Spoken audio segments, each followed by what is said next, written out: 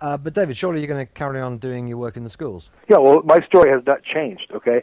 My passion has not changed. I still think tobacco companies, even though the tobacco industry has admitted that they target kids and they say that they are being restricted from doing it in the future, they're still doing it, and we know it. Anytime you advertise a product, enticing, encouraging, and luring new users, you have to know who the users are, and everybody knows the users are the kids. So they can say they're not targeting kids all they want, but I'm telling you that that's what they have to do in order to replace those who quit or die every day. Just reminds me, I mean, just using the word users there, we've spoken before, obviously. I think you told me a couple of years ago in Maryland, they stopped using you as a school visitor because you were, quote, a former user? I was down in Maryland. I was there almost 8 years. I think it was 7 or 8 years in a row. I lost count.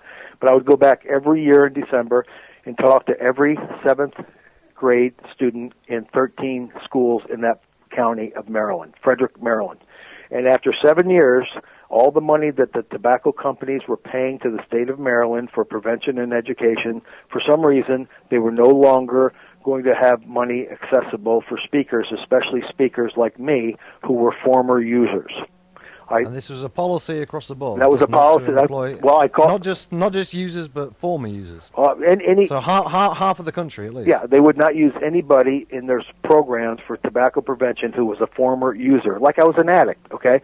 And I understand that is incredible. So yeah, it is incredible. That's why I threatened a lawsuit for discrimination against the governor and the attorney general. The attorney general, who was a new attorney general from when they settled with the MSA back in the 1990s because they had a change of power, okay, told me that absolutely they found that they only want to use different kinds of programs with a positive attitude rather than an addictive a former addict. That's what he said. He called me a former addict rather than a user. Well, it's amazing. I mean, do you think this was just an excuse to get you out for some other reason, or? Yeah, I think it was. Or was it just extremism? No, I think it was a person who was in control of the money. Okay, didn't believe that my program was effective, even though they brought me back in the schools. Not one school didn't want me not to come back. But when they found out I wasn't coming back, I was getting all these calls, so I called the person who hired me, and she said, I'm embarrassed to say they wouldn't hire you because you're a former addict. And I said, well, what about the last 7 years? I was a former addict, too. And we have proof that tobacco education was working. We have proof that my programs were effective. We have proof. But then I sound like I'm sour grapes, you know? Like, no, they don't like me anymore, you know? So it became personal against me as a former tobacco user, which made me very offended. So I called some of my friends, and I said, do you still use former tobacco users in your programs? They said, well, they're starting to, tighten up the belt, and there's probably not going to be money available to talk to high schools this year, but maybe next year, So I started getting, through the grapevine that I was being, slowly pushed aside because no longer was I relevant to their agenda. Well, this is almost like original sin, isn't it? I mean, yeah. People have got used to smokers being discriminated against, That's but right. now it's former smokers as well. That's right. Just one other question is, we're, 10, 11 years through the Master Settlement Agreement now, which originally was designed to last 25 years. It looks like it probably will continue more. I mean, with all the legal things going on in the States at the moment, what do you see the future of that being?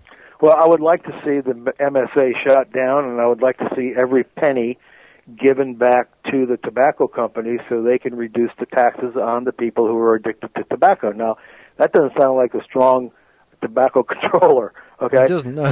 Okay, but that's what I believe. I mean, this is billions of dollars. Which if they had to give it back, billions of dollars. And that's what bankrupt some states, wouldn't it?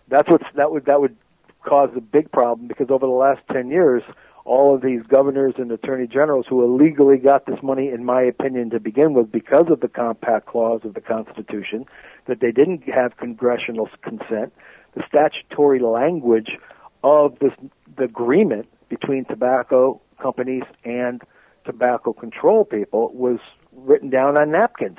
The public had no knowledge of this. There was never any public discussion in Congress. There was never any public hearings made. So, to me, I think there's going to be enough of a fight against, and I'm willing to join that fight too, to help call the MSA unconstitutional, which is really going to tick a lot of the people off who were my former friends in tobacco control. Because I think tobacco companies, being caught by the short hairs the way they were, having to come up with $246 billion, which was still a hell of a lot less than what they would have had 3 years before had the White House signed off on the legislation to control tobacco the way they should have, in my opinion. All right, and then then the prohibition would not have continued.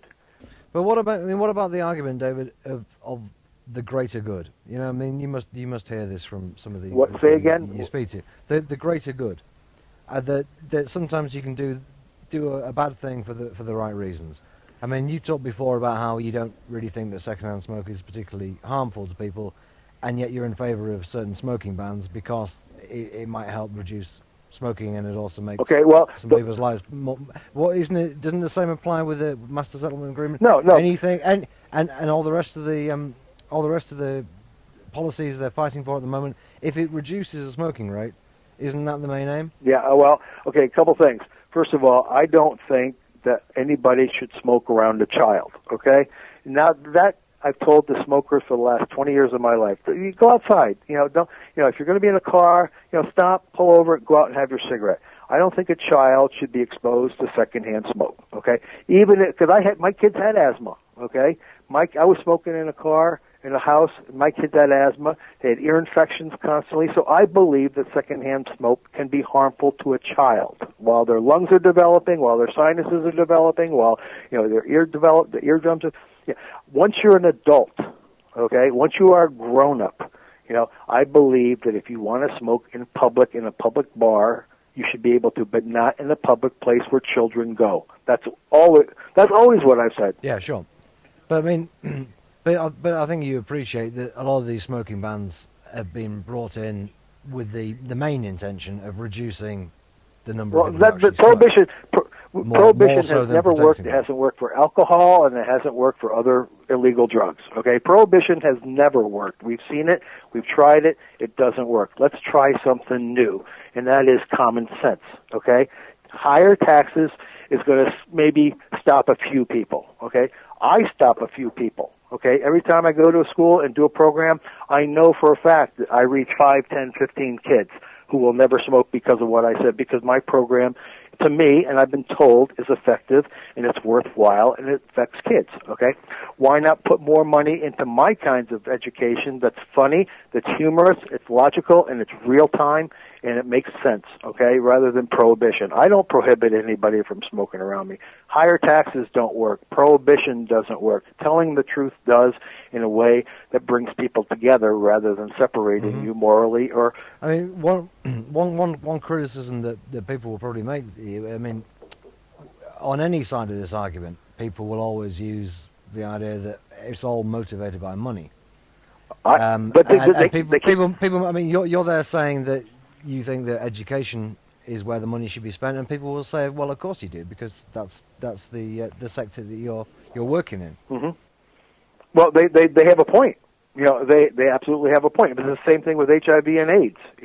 If I happen to have been a person who was diagnosed with HIV or AIDS, okay, and I'm out there trying to promote good health and protection and all the other things that go along with not getting AIDS, should I be criticized for trying to tell my story? And that's what it comes down to. You're either going to believe me or you're not. And you can look at my income and I can do a disclosure, and you'll see where I've made less than $50,000 a year talking to kids all over the country, being away from my family, traveling all over the country by airplane, by train, by automobile, sleeping in my car. So if somebody wants to bring me on and look at my IRS statement, I can laugh at them right in the face and say, you got me confused with Matt Myers and John Bonsaff, and you got me confused with Alan Ball, because that's not who I am. So I say bring it on, not in an arrogant way, but yeah, I have nothing to hide.